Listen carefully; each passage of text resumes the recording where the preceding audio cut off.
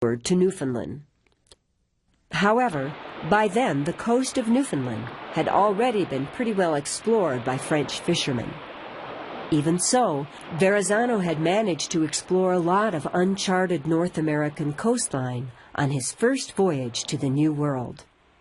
And when he returned to France, his excellent maps proved to be extremely helpful to other explorers.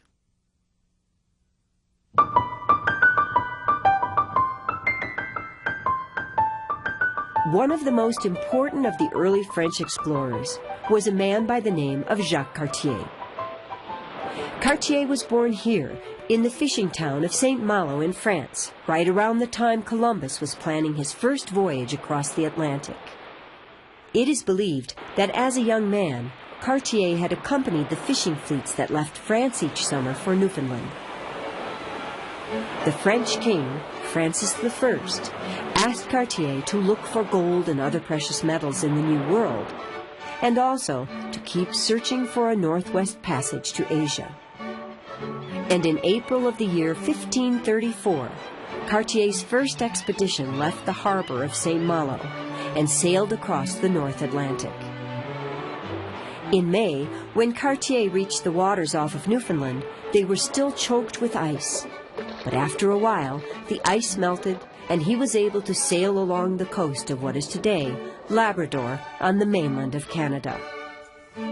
Labrador was the place where 1,000 years ago, Viking settlers from treeless Greenland would sometimes come to get wood for their buildings. And by the time Cartier explored the rugged coast of Labrador, Portuguese fishermen had already established whaling stations there. From Labrador, Cartier sailed south, exploring a large body of water he named the Gulf of St. Lawrence. And eventually, he landed in a forested area on the mainland of Canada, now called the Gaspé Peninsula. Here, Cartier met Native Americans and then claimed their land for France. When he returned to Europe that fall, he even brought 2 young Indian brothers back with him. Cartier made a second voyage across the North Atlantic the next year in 1535. It was on this expedition that he sailed up one of the largest and most important rivers in North America, the St. Lawrence River. Cartier sailed far up this river until rocks and rapids prevented him from going any further. The rapids were not far from a hill he named Montreal, or Royal Mountain, where a large city of that name, Montreal, now stands. His expedition spent the winter at a place on the river the native people called Quebec. Here they suffered great hardships throughout the long months of snow and severe cold, and many men did not live to see France again in the spring. However, that winter the explorers learned about a fabled place called Saguenay from the local Indians, where they were told jewels and precious metals could be found in great abundance.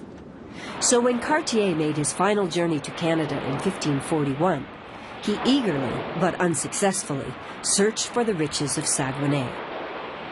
He also tried but failed to establish a permanent French colony in the Canadian wilderness. And so he returned to France the next year. And after his explorations were done, Jacques Cartier spent the rest of his life in comfort here at his manor house, not far from the sea.